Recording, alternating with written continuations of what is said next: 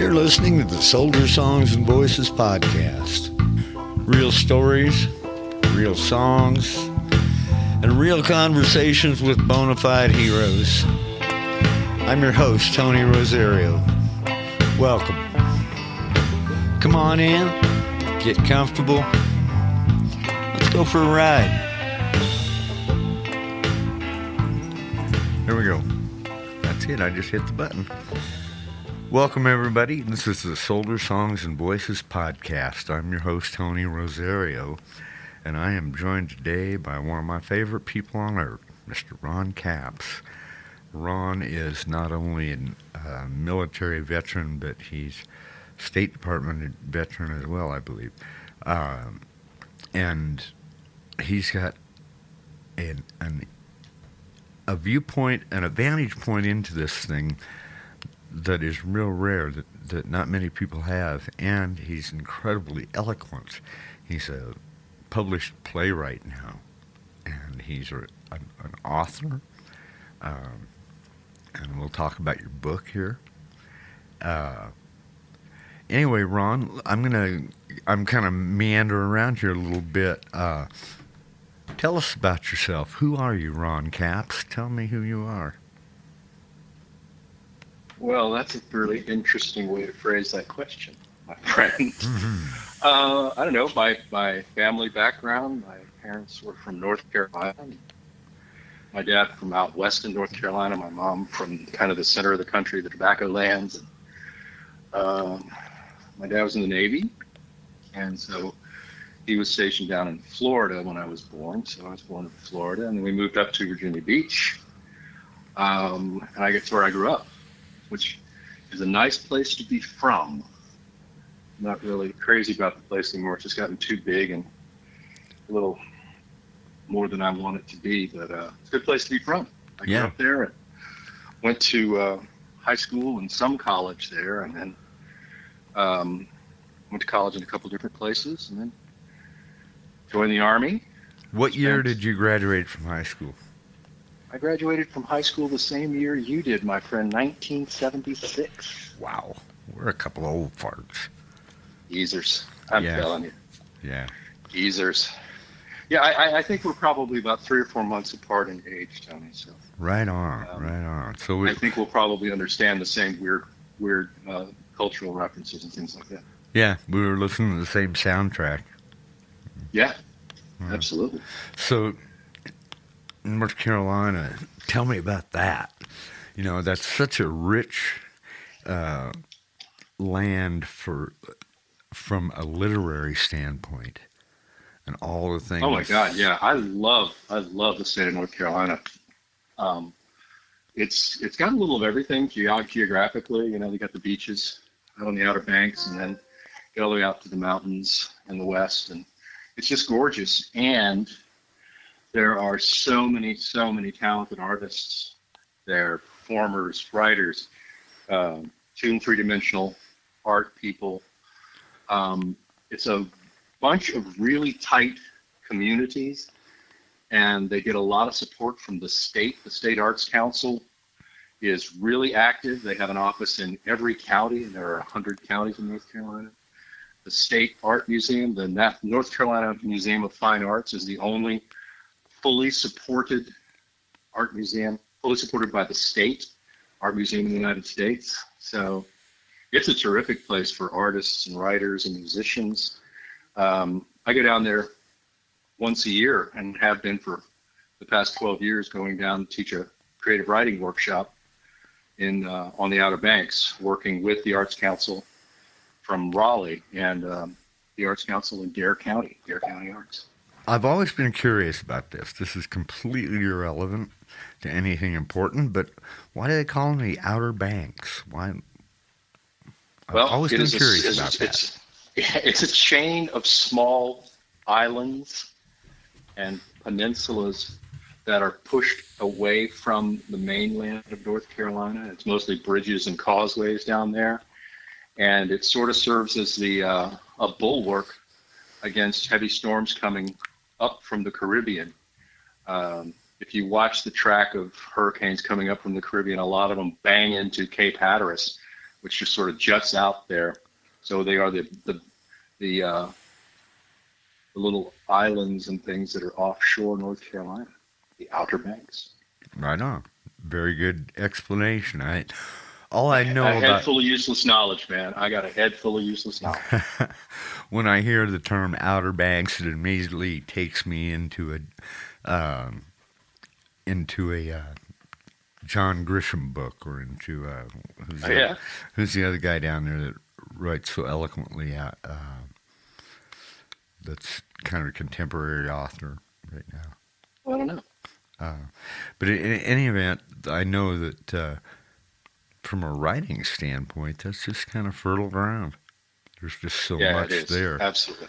Not only in just the funk of the society, but in the history. And there's a lot of veterans in North Carolina. I'm not sure exactly why. I mean, there's a lot of military in that area.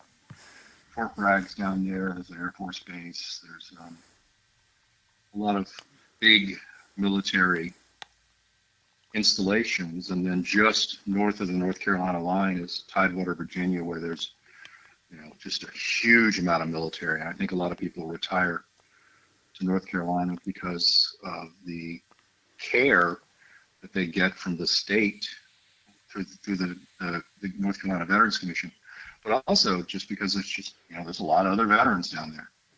Yeah, they find friends they can talk to. Jay Burbank coined a term that I thought was quite interesting. He said, "Find a new platoon." Yeah, that was his recommendation. Find a new platoon. I thought that was quite good, and it sounds like North Carolina is a place where you could find your new platoon. Yeah, I think so. I mean, Texas, where we met, is another state with a huge population of veterans because a lot of people just retire near where they served in the military. Up in Maine, where I am, we have a pretty small population, but we have one of the higher percentages of veterans up here. I think people are just retiring up here to get away from the heat in the South. Yeah. I have only been in Maine a couple of times in my life. I don't generally venture that far north because of my ethnic predisposition to really avoiding the shit out of cold weather. Well, I tell you what, it's we're in April now, and it's just absolutely beautiful outside. It's sunny. I'm looking out at the Damascotta River, and actually planning to get outside and do some piddling around in the yard this afternoon.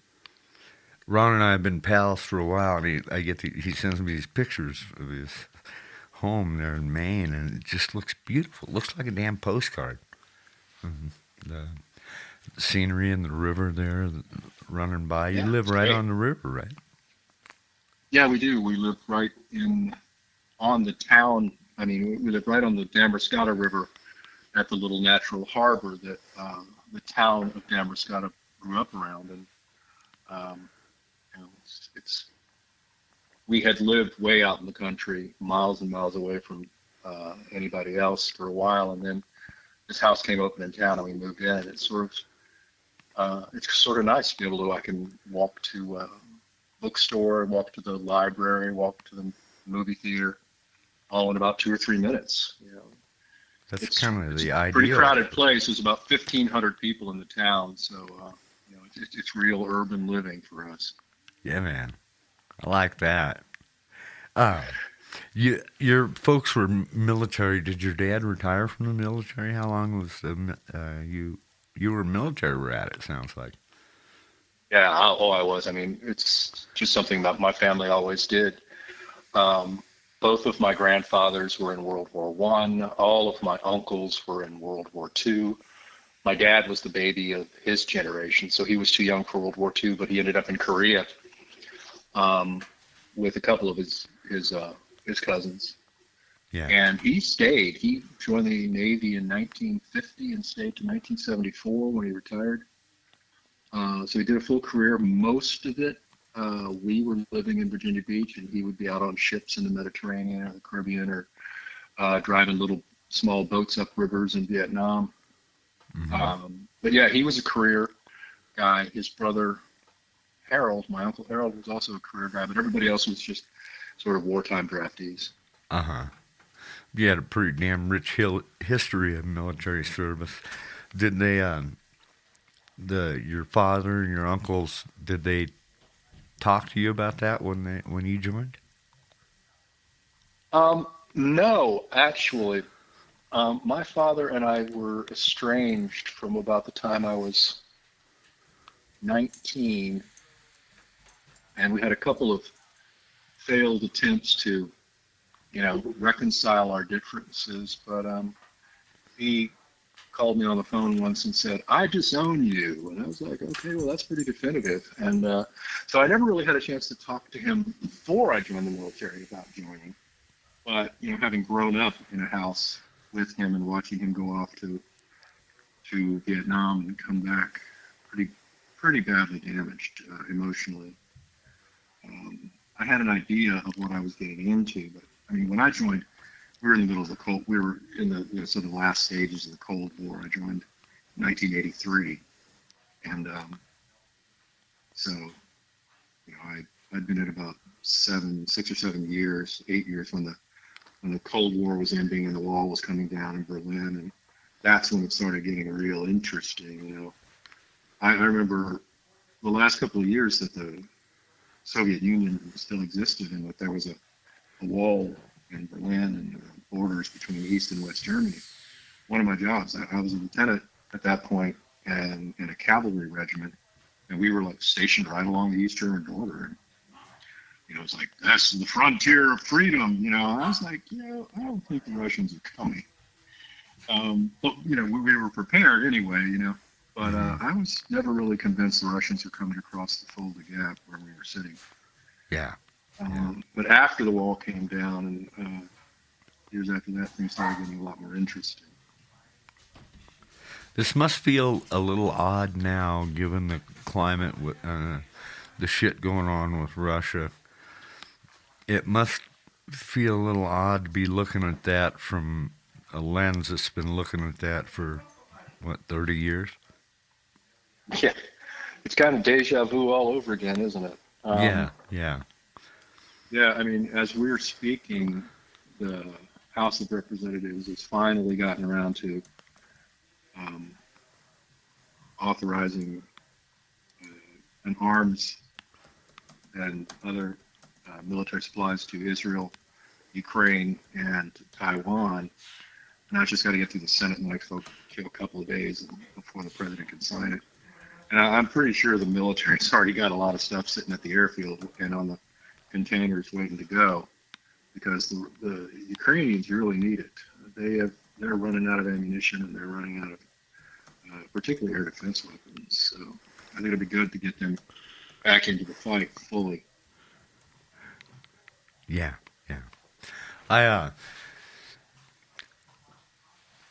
My dad served in Korea as well, and one of the things that I remember him saying, was Russian weapons, Chinese bullets.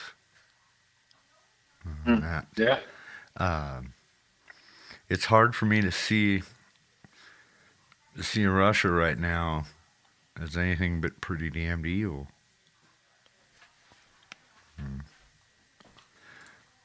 Yeah, I mean, it's scary. These are scary times. They are, and I'm not as sort of concerned about Russian, attempts with nuclear weapons or anything like that. I don't think Putin's that crazy. But he likes to rattle the saber a lot. But I think that the thing that really concerns me is that the NATO countries and the West, written large, will fail to provide adequate support to Ukraine, and that any kind of peace that comes will be insufficient to convince Putin that he shouldn't continue his expansionist tendencies. Maybe he'd move up into the Baltic states or somewhere else, but he's always believed that Ukraine was a part of Russia, and certainly a part of the Russian Empire. And he'd like to return to the days where there was a Russian Empire, I think. And I think we need to discourage him from that thinking. Yeah. It's I never anticipated that we'd end up. I never saw it coming. The world situation that we're in now. I didn't see it coming. For growing up as we did, I feel like when we grew up, especially in the late 70s. Boy, it's amazing to me now the things that we didn't know, the things that we couldn't understand, and how damned innocent we were. Yeah, I think that, you're not just talking about, you and I and the other men and women who, came of age in the mid-70s, but I think as a nation we were at the, in the late stage Cold War, we were still pretty innocent. And, we'd just gotten out of Vietnam, and, we thought there was just going to be this period of peace, and then the wall fell, and oh God, we're going to have real peace. Francis Fukuyama wrote The End of History, and then a lot of the problems that had been, sort of bubbling up in the Middle East and in other parts of the world, the Balkans and Central and Latin America, they started coming up, coming to the fore. And it opened our eyes, hopefully, a little bit. Yeah, I feel like as a country, we were kind of this, and maybe it's because I was a teenager then, but I feel like that we were coming of age as a country. We were kind of this goofy teenager, well-intentioned and with no idea of how shitty people would be if given the opportunity sometimes. And I think we all have been slowly become more inundated and more, what's the word? We're just not as upset by some of the things that we found so horrific back then. Now it's just kind of common everyday shit. And that's... Yeah, I think that's true internationally, but also sort of internally to the United States. We don't even sort of blink with some of the stuff that's going on. I've been reading a book by Adam Hochschild. It's called American Midnight. And it really takes place in most of it takes place in about 1919, right after the First World Wars ended. And there's this, the first Red Scare, basically. The government of the United States was completely terrified of left-wing politics. We had a candidate for president named Eugene Debs, who was a socialist, and he ran every 4 years. He was just constantly running. He would get 10% of the vote, but he made a speech that socialists didn't support going to war in Europe. And it was kind of a let's stay home and not support these European wars, and got put in jail for it. Got put in jail for, in those days it was against the law, it was against the Espionage Act to basically say anything counter to the war effort. And so he ends up in prison for kind of a long time, and he's an old guy, he's in his late 60s at this point. And there were these crackdowns on unions, and there were these crackdowns on political parties that were to the left, the socialists and the anarchists and all that. And tens of thousands of people were arrested by J. Edgar Hoover in his very first job in government, working for Mitchell Palmer, the Attorney General. And the president's had a stroke, Woodrow Wilson's had a stroke, and nobody's telling him what's going on. And, it was just a really messy time. And then it kind of calms down for a while because we go into the Depression, and then World War II, and then after World War II, the Second Red Scare with Joe McCarthy, and this sort of authoritarian government fighting against the Constitution, fighting against free speech, fighting against the the right of assembly, fighting against the right, to have an opinion. And so we go in these waves. 1919, 1954. It feels kind of to me like we're heading. That the potential is there. Anyway, that we could, backslide into something like that again. I hope we don't. I hope not, too. Excuse me. I got a cough here. Sure.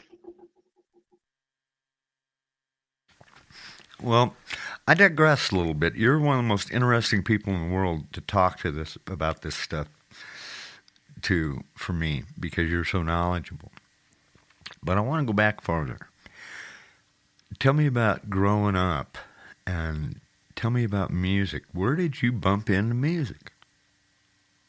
It's so funny. Because my dad was in the Navy, we lived right next to the Navy base. You could go out in the backyard, and over the tops of the trees in my backyard, I could see the masts of the Navy ships. That's how close we were. And once in a while, my mom would get us up on Sunday morning and say, "Come on, we're going to church." And this was a pretty rare thing. Okay. And in those days, this little base that we were next to, they might have a couple of Protestant chaplains and one Catholic chaplain. And, you just went at different times. It's the same facility, the same, building for the church. And so we just went on Sunday, and we were, generic military Protestant services. And we got there, and this guy comes kind of walking out. He's like, "How many 8-year-old kids are here?" And it was just odd that I was an 8-year-old kid at the time, so it would have been about 1966. And, I raised my hand. He goes, "Come on, we're going to start a children's choir." And it struck me that if I went with him, I wouldn't have to sit and listen to the preacher. I could get out of that part of this. And so I'm like, yeah, okay, I'll go. And that's how I got introduced to music. Little Creek Naval Amphibious Base in Virginia Beach, which is where we were, is the home of the Department of Defense's School of Music. So all these military bands that you see out there and the singers and everything, they all train there. And so many of these people come out of college, come out of graduate school with music degrees, and end up joining the military because it's a steady paycheck. And so the guy that was taking us off was this young black man who had enlisted in the Navy after getting a graduate degree in choral music performance, and introduced me to singing. And I liked it.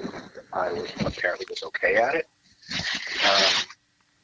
And so anything that was musical, kind of from that point on, I got real interested in. I played trumpet in the school band for a few years. But then sort of fell back to... Hey, Ron, did you move away from your phone? I'm getting kind of a funky... High school choir. Did the spring musical every year, because of singing and dancing. Hey, Ron. It was always interesting. And then when I graduated from high school, I had a shot to go study music at one of the state colleges, Virginia Commonwealth University in Richmond. And I went up there and I studied vocal performance for about a year and a half. And I realized that what they were teaching really, really well. Hey, Ron. Ron? I picked up the guitar at about age 13. And hey, Ron. 4 chords, 3 chords in the truth, right? And Ron, can you hear me? paid my way through college for the next few years by standing in corners and singing John Prine and Jackson Browne songs. So got my start doing that in high school. Hey, Ron. Playing bars around town, underage. Ron. And then when I dropped out of music school, Ron. I went down to Florida. Sort of how I came to music. You want to start there? Yeah, let's go there. Okay. So it's an interesting question. We grew up next to the Navy base. We were so close that I could stand in my backyard, look over the treetops, and see the masts of the ships, which is right over there. And so the base was kind of a hub for things that we did. That's where we went to the movie theater. That's where my dad played golf. That's where we went grocery shopping at the commissary. And once in a while, that's where we would go to church. And so my mom woke us up one Sunday morning and said, "Come on, we're going to church." And I got there, and this guy comes walking up, and he goes, "I'm looking for 8-year-old kids. Are you 8?" And I was like, "Yeah, I'm 8." He goes, "I'm starting a children's choir. Would you like to be a part of it?" I was like, "Does it get me out of this?" Because I didn't want to sit there at the church. I was ready to go do something else. And he's like, "Yeah, come on." So I got, interested in singing because of this young sailor who had studied music, in college, and then come to the Navy for a steady paycheck, and was a vocalist, and was starting a children's choir as part of his duty, and did that for a while, and ended up liking music, liking particularly singing. I would have picked up the trumpet, played the trumpet in junior high band, and then moved back to chorus and musical theater mostly. Mm-hmm. Graduated. Picked up the guitar at about age 13. Started playing guitar and singing, John Prine, Jackson Browne, Beatles, stuff like that. Started performing publicly my senior year in underage in bars, that classic trope. And then went to music school to study vocal performance right out of high school. Did that for a year and a half, and then what they were teaching real well, but it's not what I felt like I wanted to learn. So I dropped out and just started playing music full time, and paid my way through the rest of my college, which took about 9 years at that rate. Mm-hmm. But that's what I was doing. I was, singing and playing in bars, almost exclusively as a solo act. Once in a while, I'd fill in on rhythm guitar and backup vocals on a friend of mine's band, but almost exclusively as a solo act. So in Virginia Beach and Tidewater, but all the way down into Florida and North Carolina, and college towns, mostly in Virginia. There's such a lot of music down there anyway, and especially in those college towns. That had to be just a really rich environment to learn stuff from. What kind of influences were you drawing from musically as you started to develop into an artist? The people that I was most interested in sort of learning how they did what they did were songwriters like John Prine and Jackson Browne. I really liked a lot of what the Eagles were doing early on. Throughout their career, I thought they were just really interesting. I listened to the Byrds a lot. I was always just interested in Graham Parsons and the Flying Burrito Brothers.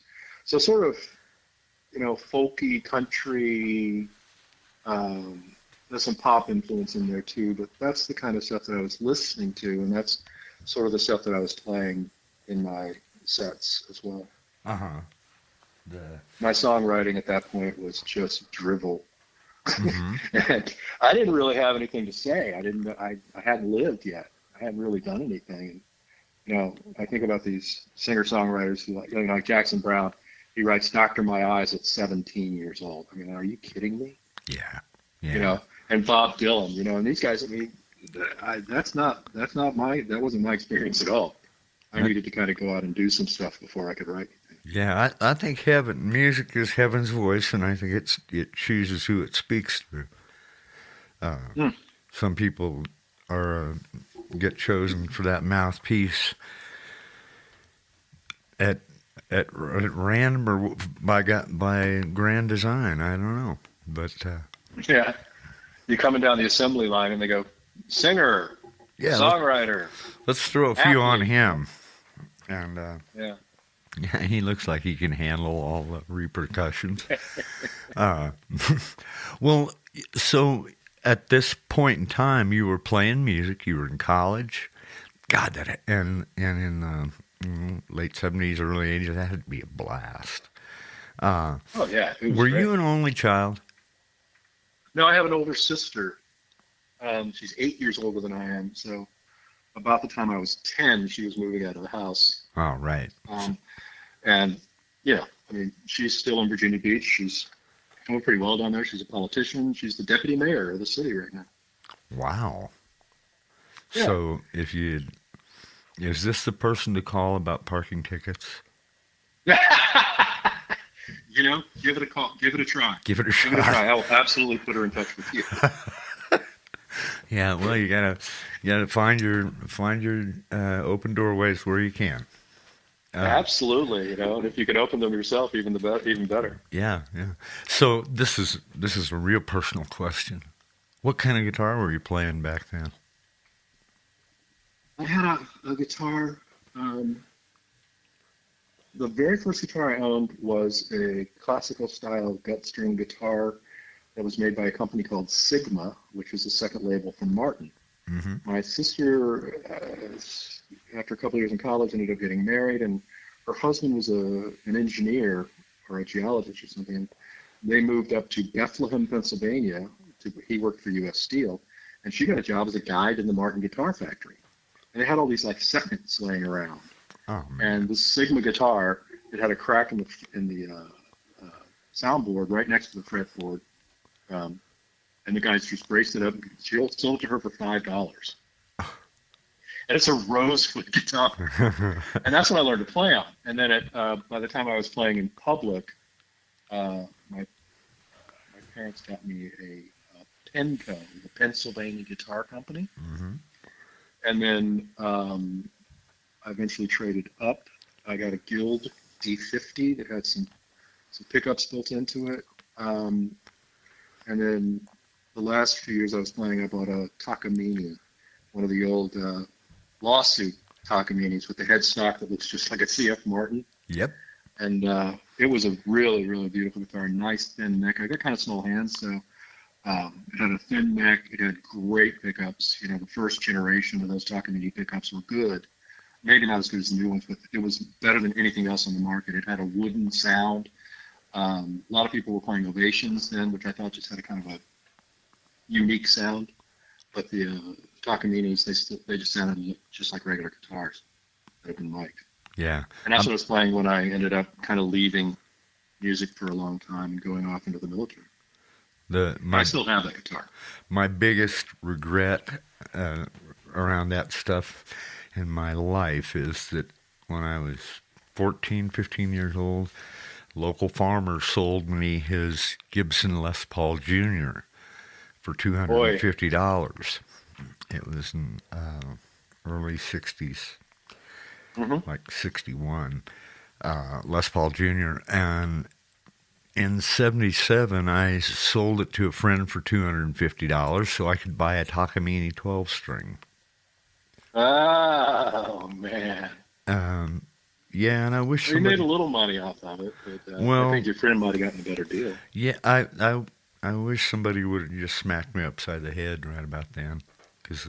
Yeah, but in any event, every time I look at a Les Paul Jr. now, I think, yeah, you a fool. Yeah, the one that got away from me, you know, the one that got away was a Telecaster bass. Oh my God, I loved that thing. It was such fun to play. Had a great tone. You know, and I'm not a bass player. I could just fumbling around with, you know, backing up friends of mine around town. And if I had a night off, I'd just sit in with somebody else and, you know, play bass and try and get a little better overall. But man, I miss that thing. That was just a beauty. Now, and that blonde finish. Oh yeah, the Sting bass. Yeah, exactly. Yeah. Now we're kind of getting in this well for a little bit.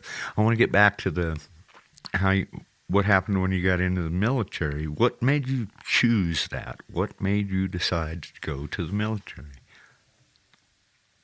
Well, you know, part of it was just something that this is what my family did. You know, all the men just go off to the military at some point.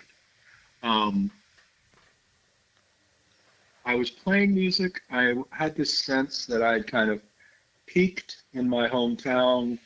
Disco was coming in and taking over a lot of the spots that had been, you know, acoustic guitar and small band venues. And I just felt like I wanted to do something else, maybe something a little bigger. And I went down actually and talked to the Navy recruiters and was considering going into Navy flight, go try and be an aviator, fly jets, man. And met a whole lot of naval aviators, and I really liked them. They were fun people. They were nice. They were interesting. They had great jobs. But for whatever reason, I was just more attracted to the Army. And the Army's like, yeah, we'll send you to flight school. It'll all be fine. You'll be a helicopter pilot. And ended up joining the Army and not getting into flight school, of course. But I was in the Army. It felt more like me, like what I wanted to do. Like I was going to be happier as a soldier than I would have been as a sailor. So joined the Army. Was a cavalry officer, M1 tanks and Bradleys out on the eastern border for 4 years. Grafenwehr? And then at that point, sorry? Grafenwehr? Grafenwehr's in the south. We were up in the north. There was a cavalry regiment down near Grafenwehr. There was a 2nd Cavalry. I was in the 11th Cavalry. We were up in the north, the middle part of Germany, and the Brits were up in the north. But Grafenwehr was to our south. I trained there a lot. That's where you went for range firing and free-form maneuvering and stuff like that as a training facility. Blow up pieces of plywood. Blow up pieces of plywood. You're exactly right. I shot a lot of holes. I shot holes in a lot of plywood. I was on a DOD tour, and we went and played at Grafenwehr, and in the middle of the night, I'm in we're at the gas house, just chilling out, and I'm hearing these damned explosions. I'm like, what the hell is that? And they said, oh, that's the tank range. It's the Russians. Yeah. So, yeah, Grafenwehr. Grafenwehr was a nice place, though. I mean, it was always too cold or too hot. How long were you in Germany?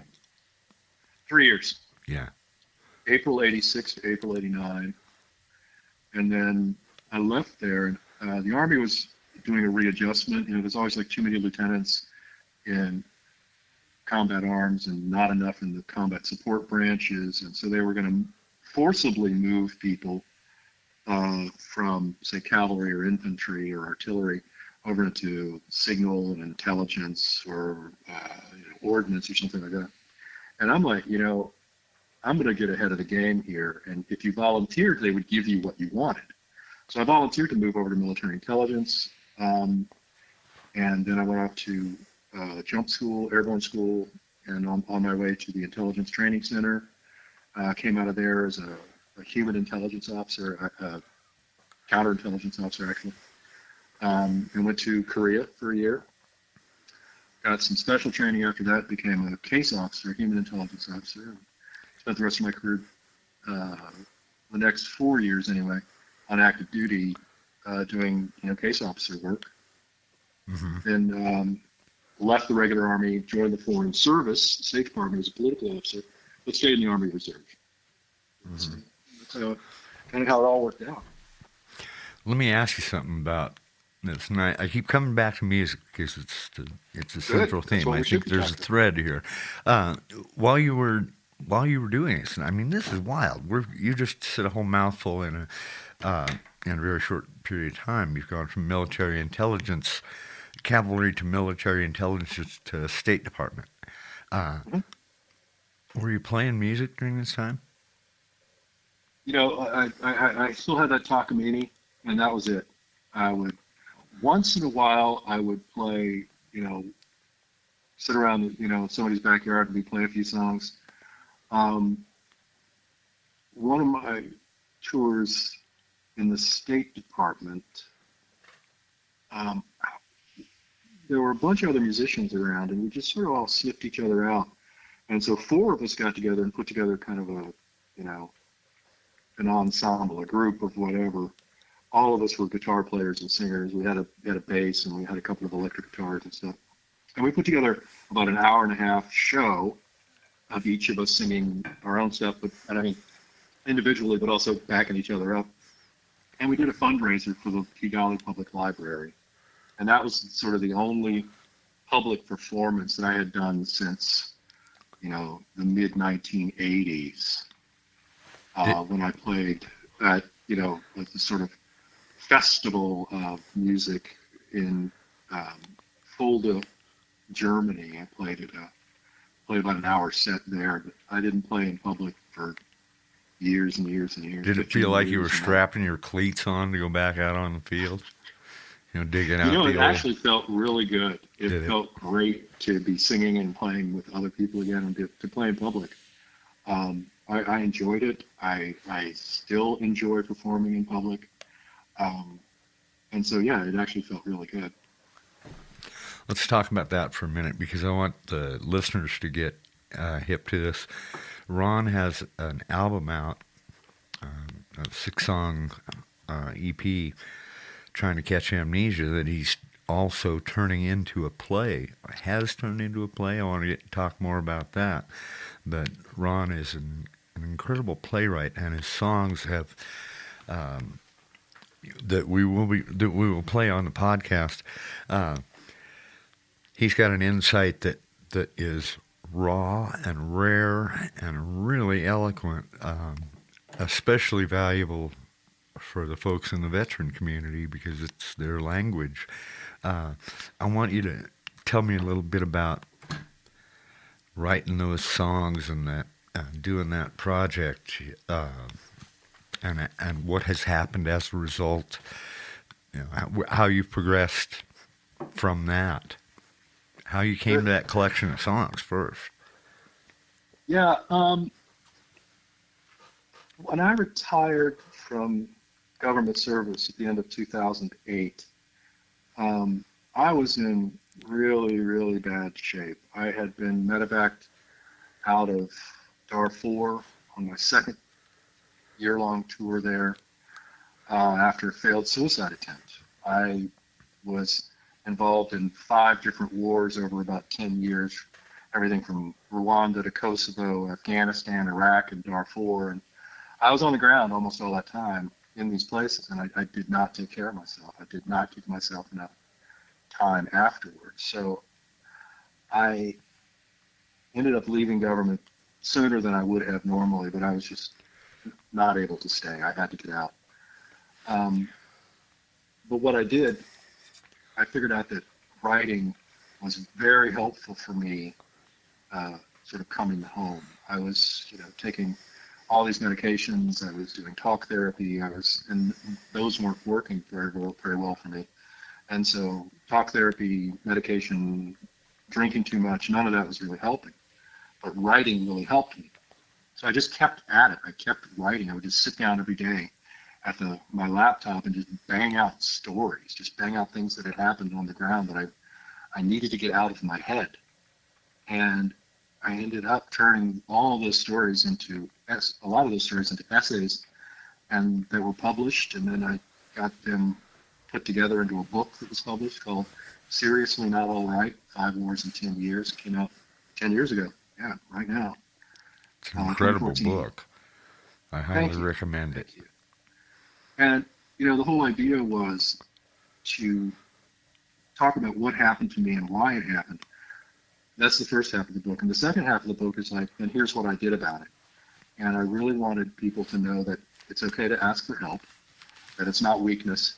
No matter what you've been told, no matter what you think, it is not weakness to ask for help, because you can get help and the doctors can help you. There's one tool out there for everybody. You just got to figure out what the one is for you. Mm-hmm. And so I wrote this memoir and spent time, out on the road, working, a book tour and stuff like that. Then I founded the Writing Project, Veterans Writing Project, a nonprofit. And let me interrupt and say, I am getting around to your question. There's a lot of background. And I'm from the South. It takes me a while to tell a story. Yeah, no, man, you're fine. So I started the Writing Project and recruited a couple of friends of mine that I'd gone to graduate school with to study writing at Johns Hopkins. And we traveled all around the country giving away what we learned. And I was working, as a professional writer. I was writing for Time magazine. I was writing for the American Interest. I was writing for Foreign Policy. And so we started just getting these workshops around the country. We got to the point where we were, I was traveling 26 weeks a year, so every other weekend I was out teaching these workshops. And over time, I realized I had more to say about my service, about others' service, about service in general, about how Americans look at the military, about what it means to be in the military, what it means to come home, both to the service member and to the family members. But I'd said pretty much everything I could say in nonfiction writing. My memoir was nonfiction, of course. And, I had this background in music, and I thought, I wonder if I can say what I need to say in songs. And so sat down, got my guitars out, put some new strings on them, and started writing songs. And came up with this set of about 10 songs, and then ended up meeting you at the Reveille Retreat a few years ago, where I sort of debuted these songs and got some decent feedback from people that there might be something here. And you and I talked, and you agreed to take on my project as producer. And I want to let everyone know that Tony did let me play a little bit of guitar. You can hear it way, way, way in the background. If you listen really carefully and you know exactly when it's coming up, you might hear me strum a guitar once or twice. But You played great, man. except for the fiddle, which was played by Phoebe Hunt, the amazing and beautiful Phoebe Hunt. Her work is just so beautiful. Tony plays every other instrument on the record. I just get to sing and do some backup singing, but Tony sings backup. And Emily, what is her? She just got married. I can't remember. Emily Hatch. Emily Hatch. That's right. She's married. I couldn't remember what her new name was. So Emily Hatch was singing background vocals, and it's just the four of us on this record. It's an intimate little piece. But we put these 5 songs together, and Tony did all the production and most of the music. It was one of the highlights of my life. It was one of the most wonderful privileges I've ever had was to do that project with you, because the songs were so damn powerful. I knew that those songs had legs and that that wasn't just music, that's medicine.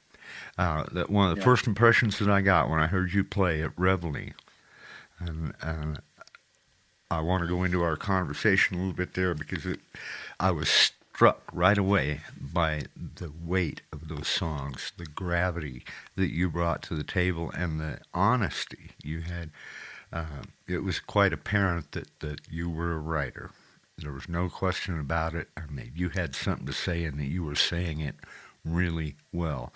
And the first thing that clicked in my mind was, this guy's got to get out there, because there's somebody just dying to hear this, and literally dying to hear this. So they need to hear this so that they don't die. I heard you and I saw you right away as somebody that was packing a lunchbox full of medicine. Those songs are Well, it was certainly incredible. medicine for me. The titles on the songs. Let's talk about those. Trying to Catch Amnesia.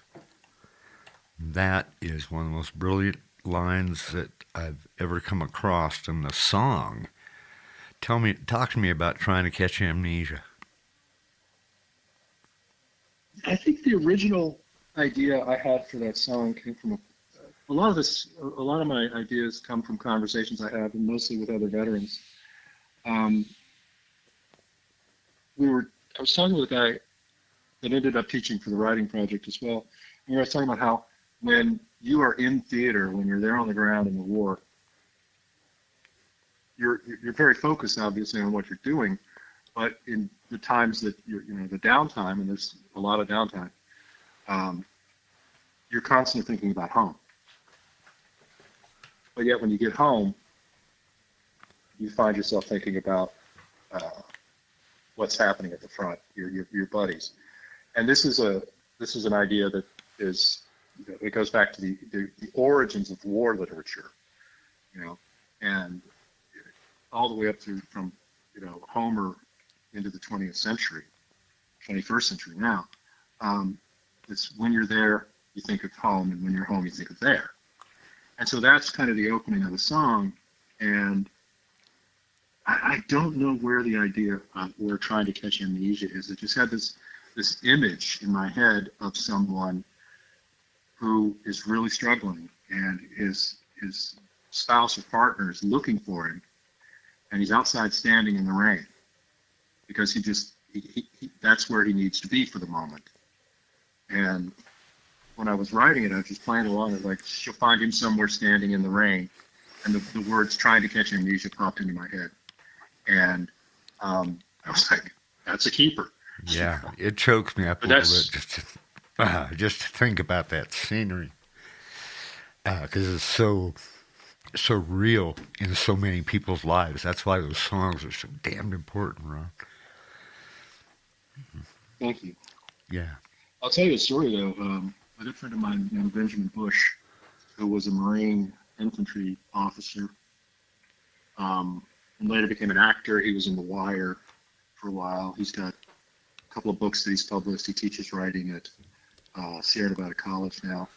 Ben and I were talking about this song, this title particularly, and we've both decided that we don't want to catch amnesia. You know, as much as the memories of the wars we've been in bother us and keep us up at night, they have also shaped us and made us the people that we are. And you know, I don't know what I'd be doing had I not done what I've done. And you know, I don't want to have to go through. You know, I just don't want it to be somewhere else. I'm okay where I am right now. And Ben and I both decided that, you know, that might be good for other people, but that's not our approach. Right on. That song got picked up by the Canadian Mental Health Association. Is that correct? It did. Good friend of mine, a couple of good friends of mine, Canadians, one in Toronto and one in New Brunswick. We were just talking on the phone, and one of the guys said he had sent in some songs to the Canadian Mental Health Association. They were looking for songs about resilience and asking for help. And I was like, oh, well, I'm an American. I don't think they'd be interested. And they didn't care. I sent them the song, and they put it on a collection of songs by veterans about mental health and about getting help and care. And it was the only song on the album that wasn't produced in Canada. This is up at the nastiest part of COVID, and I couldn't go there, and they certainly weren't going to come here. So they were quite happy to use the production that you made for my EP. So you got production credits up there too now, buddy. Cool. I'm hoping to get a discount on some good poutine the next time I'm in Canada. There you go. I love that stuff. That's pretty amazing. That's pretty incredible because that song, which is a heavyweight song, folks, go check out Ron Capps.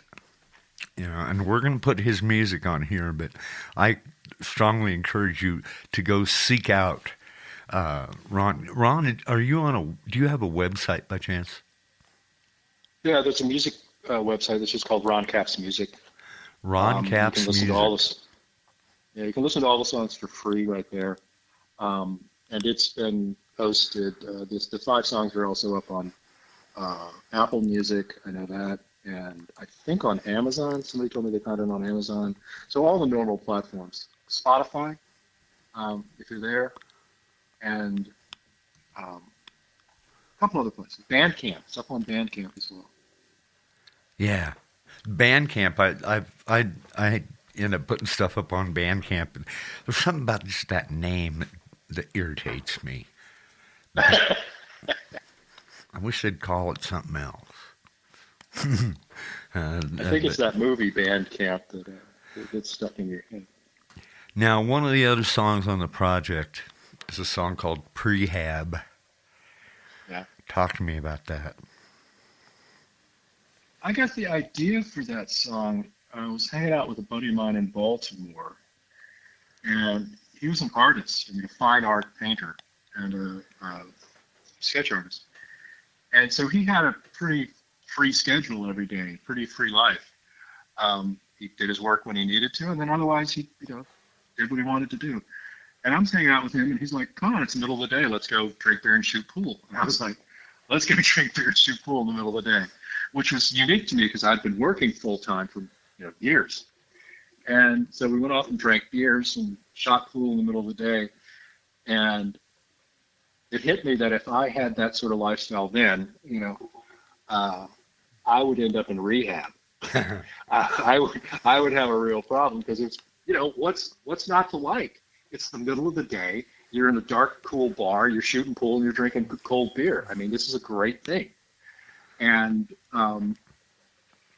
the idea then hit me that lifestyle is prehab. It's what you get before you go to rehab. And it just stuck with me for a while. The song starts off with this line, "Things are so much simpler since I lost that pesky job." Yeah. And the character in the song, I think, is just a guy who has lost a lot. Like his wife has left him. He doesn't have access to his kids. He wrecked his car. And he knows that he's not doing well. He knows that he's heading for real problems, and if he's not already there. But his life's holding together just enough that he's like, I'm okay. I can still, go to the bars and have a pretty good time. And everything outside of that has gone to shit, but I'm here, and I'm just in prehab. Yeah, it's like the guy that gets hit by the truck and jumps up and says, I'm good. Yeah, yeah, in a way. So I had the verses and chorus for that song, and then it just wasn't, it just wasn't right. Ended up finding a bridge for it, and I think that the bridge really, holds the song together and makes it a lot more interesting. Yeah.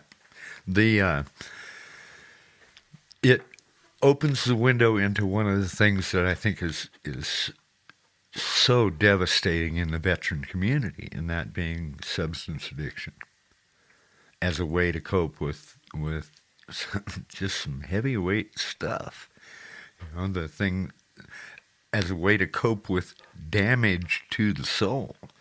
And this song addresses that in such a poignant way. It's hard to miss the point. You'd have to be a damned fool not to get the message. And given the fact that the last thing some people need is that kind of weight around their neck, but they pick it up every day out of habit or out of fear of what's behind it. But they'll have to endure if they're not medicated. And I think that songs like this are very important because they address it from that standpoint that what's going on with substance abuse is really just covering up what's wrong. The issue is underneath the booze. Oh, yeah. Or, the booze or the drugs or whatever. People turn, I think, to alcohol sometimes because the post-traumatic stress is keeping them up at night. They're not sleeping. Yeah. And unless they get, fall down drunk or blackout drunk, they're not going to sleep.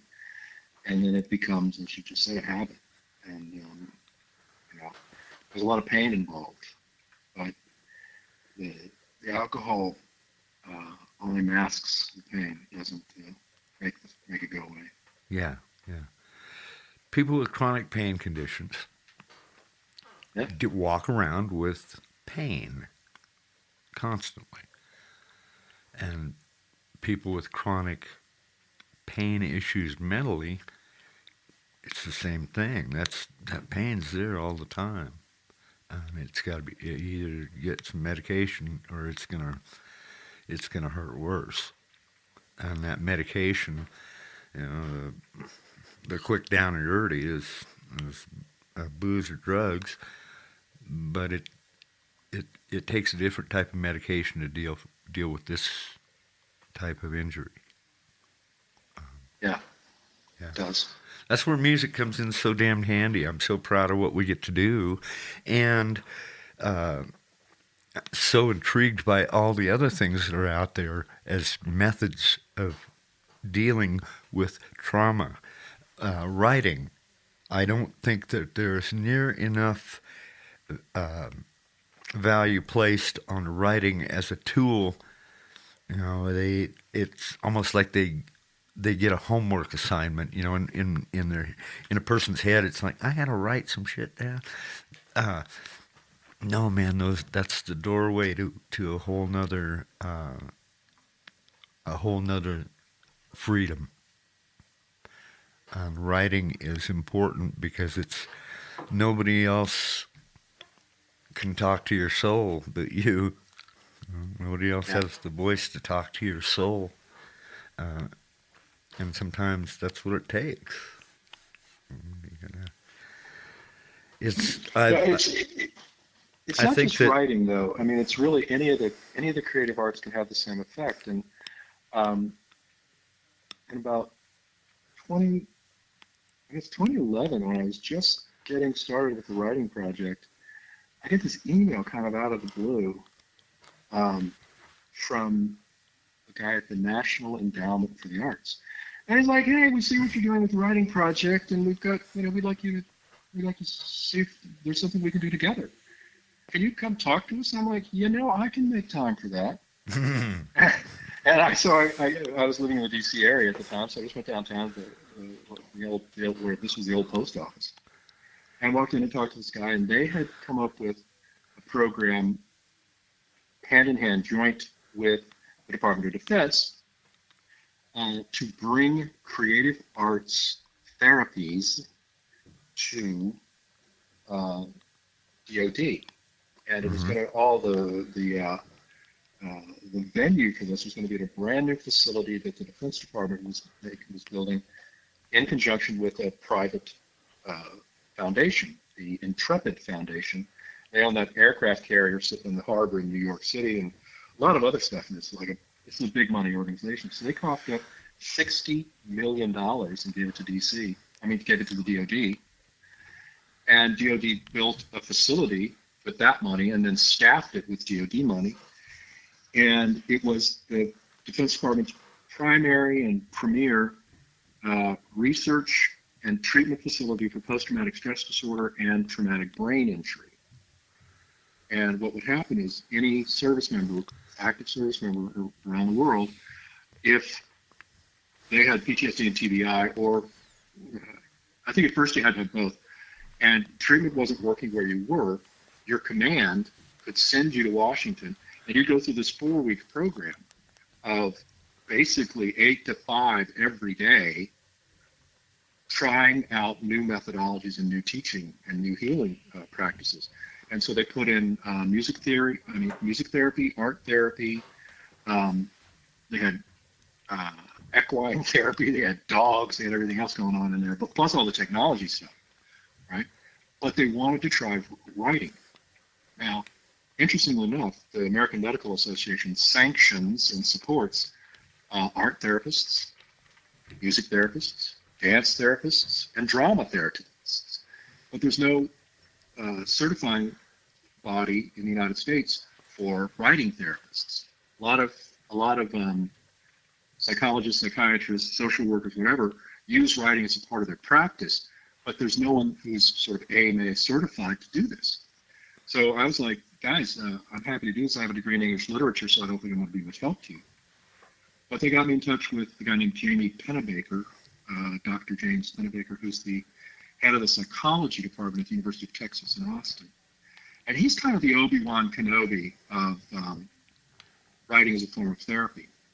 And so I sat with him, and then I talked to some of the brain scientists, a guy named Robert Sapolsky out at Stanford, a guy named Ron Koshis, who was the former president of the Society of American Military Psychiatrists. He's a distinguished fellow of the American Psychiatric Association. And he's one of the guys that treated me. He was my psychiatrist for years and years. And so we all pulled together, and I came up with a curriculum to use at this facility. It's called NICO, the National Intrepid Center of Excellence. And we taught that curriculum there. I taught it, and then some other guys, men and women who work in the writing project with me, also came in. And we taught that once a week for 7 years. Wow. And it only ended sort of with COVID. That sort of coming in. But there's, the professionals that were working there, creative arts therapists, they were, dance, music, art, and they were doing great work. And we were just trying to offer another tool to the service members that were coming through. And a lot of them liked it. A lot of them just said, yeah, not for me. And that's fine, because I hope they found some other tool. But some of those guys have kept writing. Some of them have been published. And I'm still in touch with a handful of them. Right on. This is the writing project still in effect? Are you still doing it? It is. We're still around. We're in one of those weird phases where pretty much everybody who's a part of the project is doing something else that's very, very time consuming. Like one of the guys is getting a PhD. One of the guys is getting an Ed.D. degree. And one of our women instructors is just finishing up her second graduate writing degree, an MFA. And so everybody's got a lot of stuff going on, and we're no longer sort of actively seeking new gigs. We have a handful of gigs that have been going on for years, like the Dare County Arts, and we do some stuff in Maryland, and we do some stuff out in the Midwest and in the Great Plains. And then here in my little 1,500 person town in Maine, we are part of a veterans art collaborative called the Peace Gallery, and we teach creative writing workshops there. And we've been doing that for coming up on 2 years now. That what kind of participation are you getting locally for that type for the writing? We have about 10 people that come.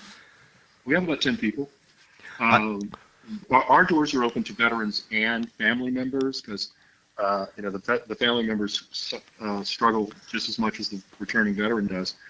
But also, their stories are just as important. Yeah, and so any veteran or any family member of a veteran can come to our workshops for free, and they're all provided at no cost. Very cool. I'm all about giving people voices. And that's the entire project. Yeah, and letting people know that their voice, not only is their voice, it's not just for them, it's for the people who will hear their voice, because some people don't have tongues. Mm-hmm. Yeah. Yeah, I mean, on that subject, one of the symptoms of post-traumatic stress disorder is that the part of your brain that deals with speech, with spoken word, shrinks. And so your ability to use words is diminished. Wow, I didn't know that. This is what, when I was doing this research with Ron Koshis and Sapolsky and Jamie Pennebaker and all these guys, that's what Sapolsky told us. And it really struck me that,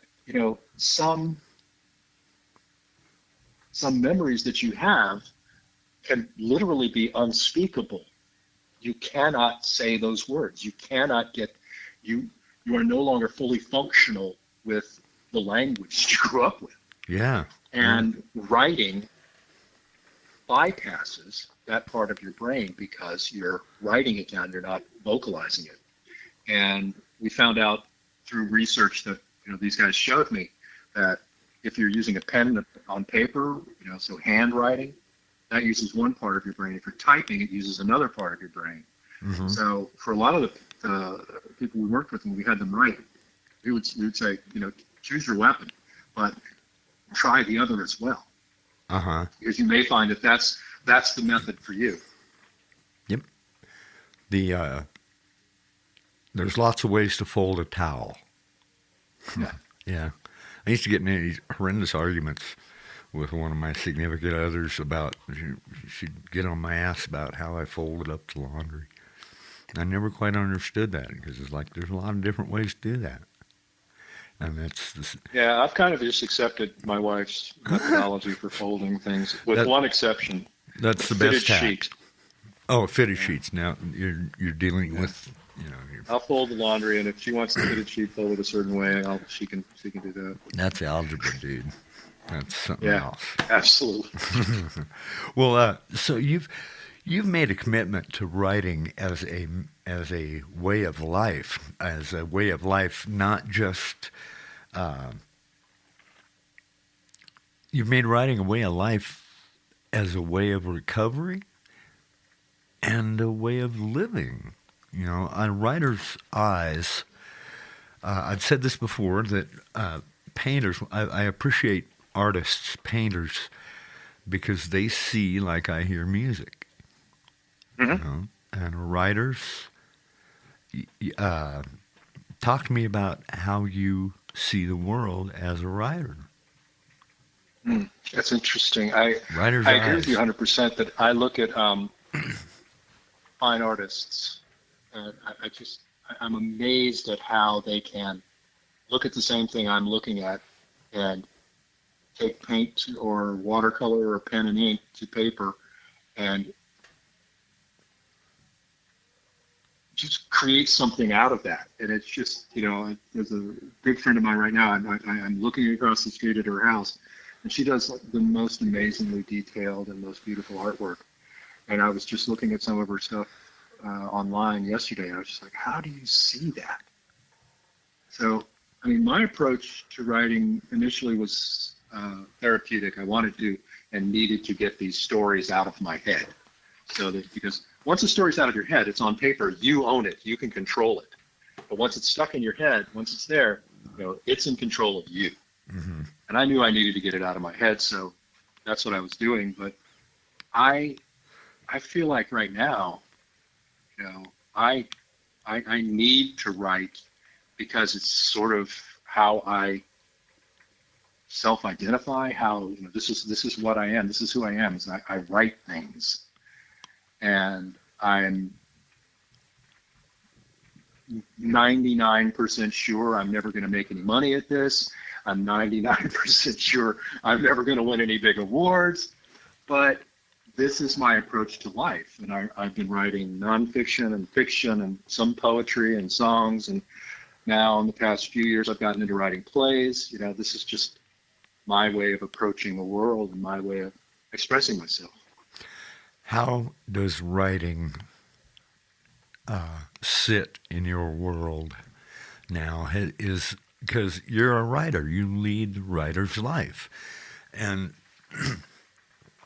you're sitting in a place now where you are a writer, and you are looking at the world from out over the river with that set of eyes, and with this set of uh, this consciousness.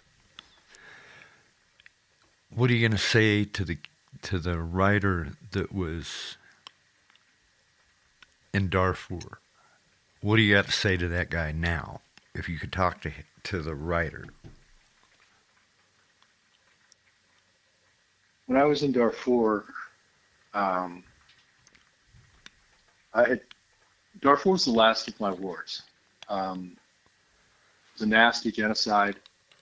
When I got there, there were 200,000 dead and several million displaced. And when I left, there was another 100,000 dead, 300,000 dead. Everything that I wrote in Darfur was an explanation about what I saw and what was happening. And it was professional writing. I was writing to a specific audience back in Washington through either the State Department or the Defense Intelligence Agency. And I was just storing away all the stories that I needed to tell for my self-care. I was just storing those away. And I think if it were possible to go back and do it all over again, or to send a message to that guy, I would say, you need to write all of it, and you need to just have control of it, because seeing what I was seeing after having been in Rwanda, after having been in Kosovo, after having been in Iraq and Afghanistan, and then just going straight into Darfur for 2 years. I needed to own those stories more than they owned me. And I don't know how to explain it other than that. It was just, it took me a while to get to the point where I felt like I could write objectively and tell the stories of the people that I saw, not just what was happening to them, but who they were, and also to write a little bit about, you know, how it affected me, because, you know, one of I know my rules anyway when I was writing for State Department or DIA was like, never star in your own story. I don't want anybody to know, you know, about me, because that's not interesting. That's not why this story. That's not why this document exists.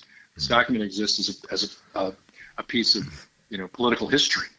This is what's happening on the ground, and I'm, you know, my sort of feelings about it are irrelevant. And later, my feelings about it were no longer irrelevant because they were a huge problem for me. So I wish I could have had I wish I had known, you know, how important it would be to me to write those stories and tell those people's stories. You know, there's a chapter in the book that I call The Three Mohammeds, and it's about this one incident in Darfur, and the three guys I was dealing with were all named Muhammad, and it just struck me that I needed to tell their stories about this as well. Mm-hmm. Yeah, I suspect strongly that telling those stories, the stories of the people you encounter, and not just your own story as a soldier, I have a feeling that is crucial as well.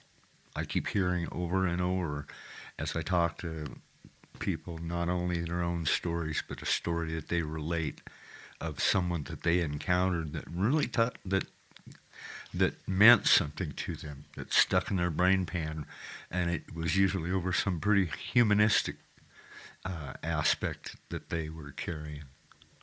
It touched them as a human being. Yeah, you can train the shit out of somebody, but you can never. I don't think. I hope to God that you can't take the human out of them. I hope. Yeah, I hope you're right. Yeah. Because we count on not only our soldiers for their strength and their courage and their bravery, but I want to think that we count on these guys as well for their heart and for their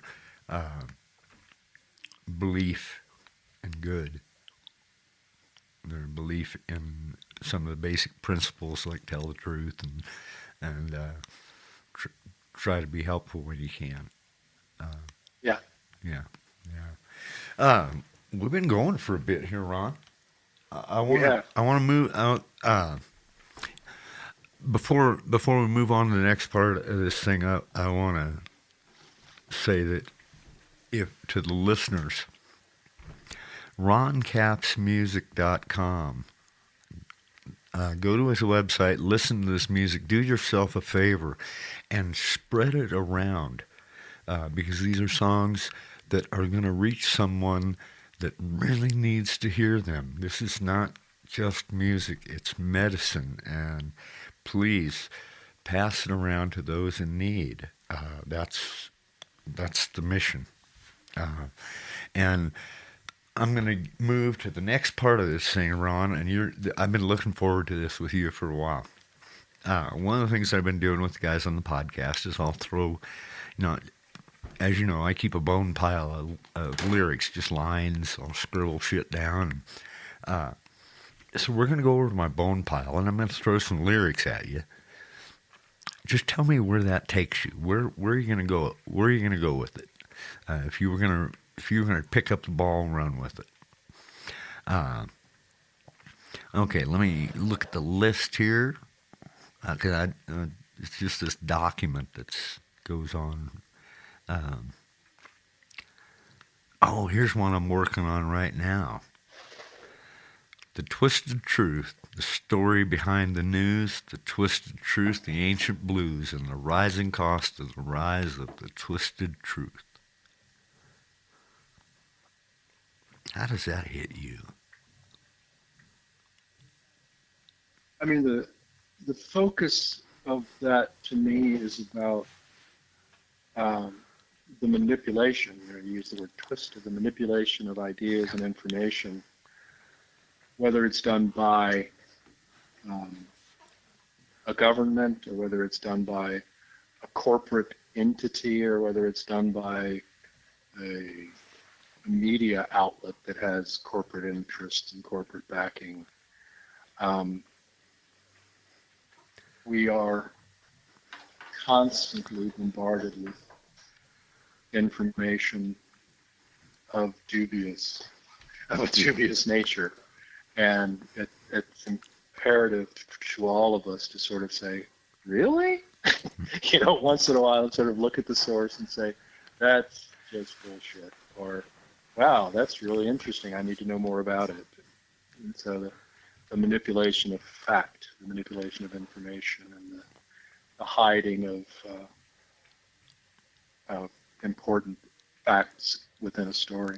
Mm-hmm. That's just where my mind went. Yeah, I question sometimes what has happened. What is it that allows people to deny the obvious right in front of them? That's things that are just plain as goddamn day, and yet it becomes negotiable. And I think that's where I was trying to get at with this thing, is that there's just this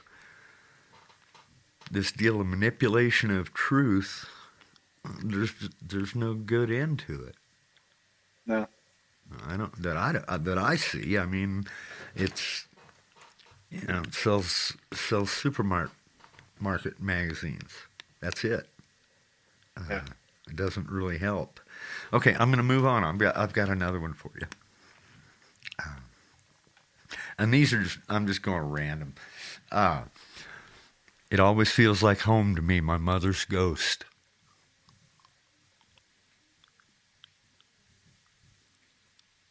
Home is such an interesting concept, and there's a truth in this that we all have a mother, Mm-hmm. whether we really knew her or not. It's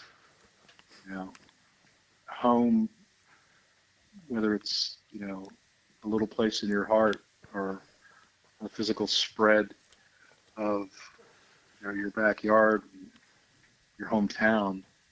It's going to have a different meaning to all of us. So I think you've got an opportunity in that line to sort of help, to leave it open enough that anyone can hear that line and go to their own place, go to their own beliefs, their own identity, their own center of what home and mother means to them. And I worry about, in my writing, sort of being too specific. I like using specific language that's detailed and clear, but as far as concepts, what I'm trying to get people to feel emotionally, I try to leave it open so that, my idea of mother and home aren't the same as yours. So I don't want to force you to think about mother and home as the way I do. I want you to give you the opportunity to feel that emotion for yourself and go to your own place. Yeah, yeah.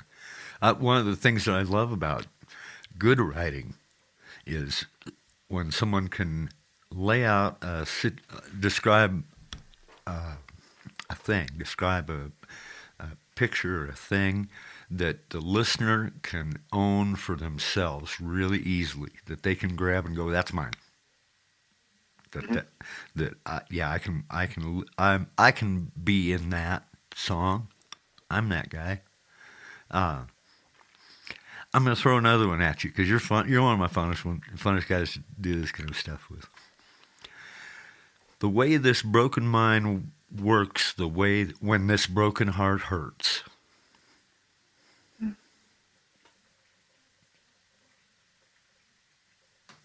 I don't know why, but one of the first things that popped into my head was when you read that was this old song by America from the 70s, I guess. Love you with my head and heart. Mm-hmm. You know, and our minds and our bodies and our emotions, you know, the physical body, the psychological emotions, and then the way our minds work, it's all knotted together. You know, you can't separate one from the other. And to have a broken mind and a broken heart simultaneously seems to me to just would be a huge challenge for anyone to survive, to live through. Mm-hmm. Yeah, it's a recipe for hell. Yeah. Ron, we've been at it for a while, so I'm going to put this thing to bed. Folks, we've been talking to Ron Capps, a distinguished author, a veteran of the State Department as well, a fine human being, a consummate writer, and a fine mind, one of my favorite people on earth.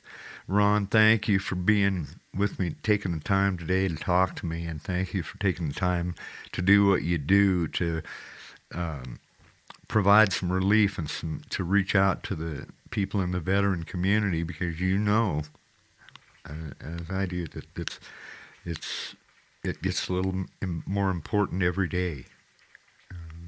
The more people, more veterans that we make, the more important it becomes that we do what we can to deal with them. I thank you for not just walking out, getting out of service and dropping your bag and saying, I'm done. Yeah, thanks, Matt. I appreciate that. One of the things that most of us learn, if not all of us, I guess everybody in the military learns the idea of service.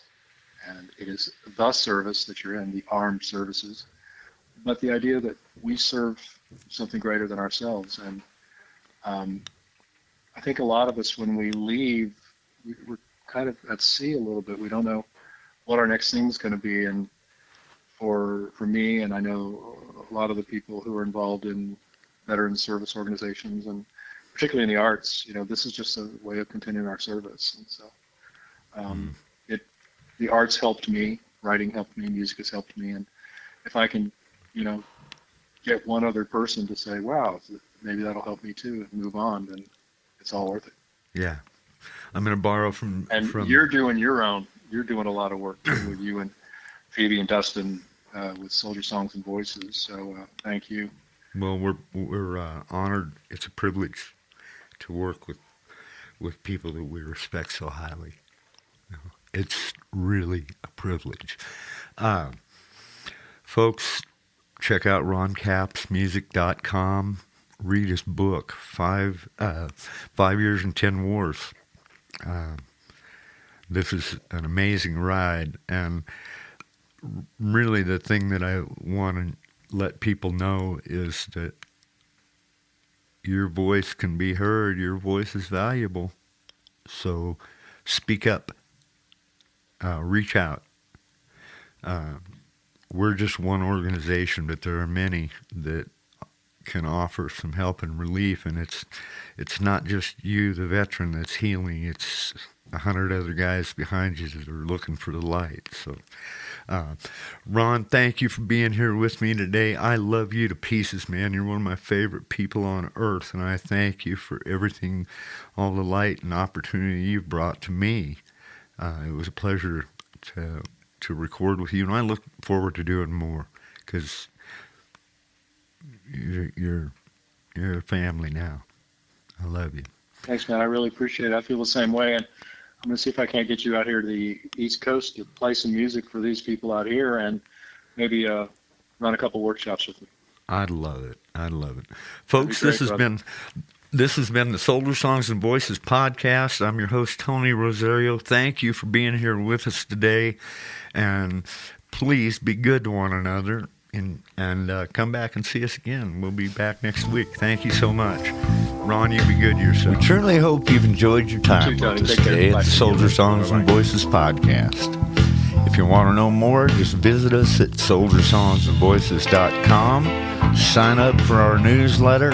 Stay abreast of all the comings and goings at soldiersongsandvoices.com. And whatever you do, be good to one another. We'll see you next time.